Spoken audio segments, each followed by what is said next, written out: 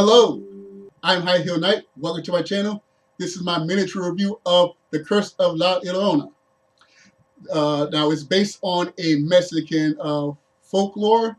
La Llorona is an evil specter that hunts down and kills children. Now, I won't say much more than that as far as the specter goes because this is a non-spoiler review, and I knew next to nothing about the La Llorona folklore. Whereas some other people, she might be as common as the boogeyman or Freddy Krueger.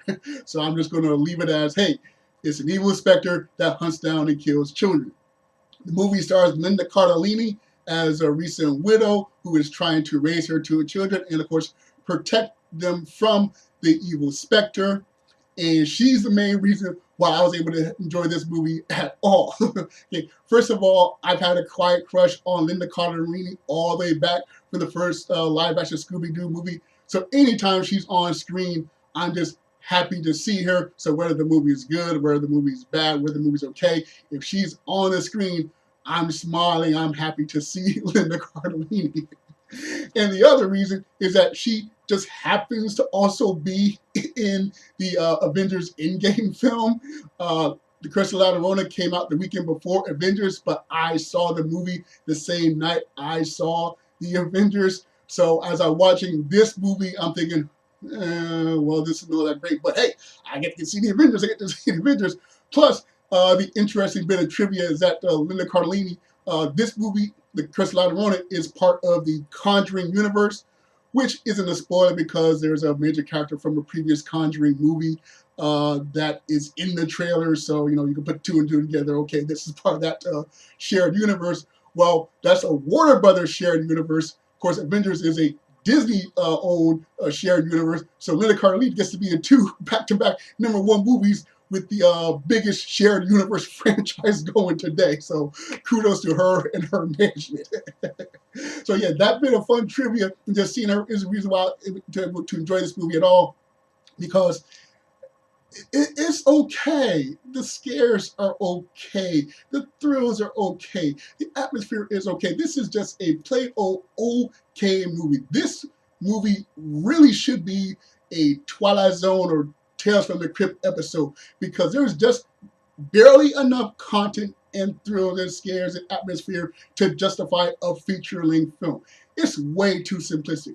Now, simplicity isn't necessarily a bad thing. There are plenty of horror movies that are simple but still thrilling. For instance, the recent A Quiet Place. That's very simplistic but tremendously effective. Or even something like Hellfest, or the recent Pet Sematary remake, or even Jordan Peele's Us.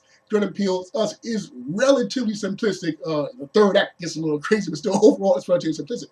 So simplicity isn't the enemy here. It's just that there is just barely enough to justify the existence as a feature-length film, and I just wasn't getting into it. Plus, the characters do some stupid things. I've said it before and I said it again. It's hard for me to get invested in characters that don't display some common sense.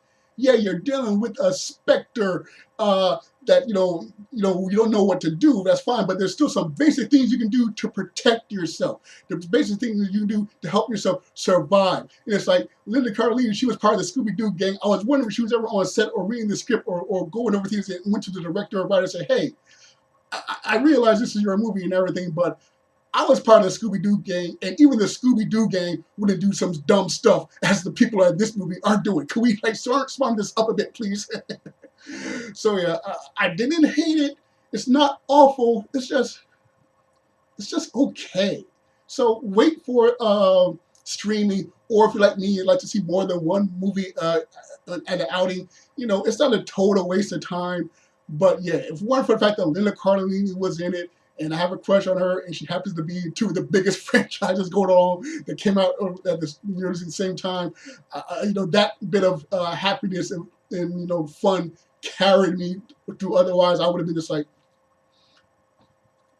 I'm just waiting for the Avengers. I'm just here in the theater watching this, and I'm waiting for the Avengers. All right, so those are my thoughts on The Curse of La Llorona. If you saw the movie, I'd love to know what you thought of the film. Be sure to share whatever comments you like in the comment section. Be sure to like, share, and subscribe, or dislike, share, and subscribe. Once again, I'm High Heel Knight. Thank you for watching, and remember, find inspiration everywhere.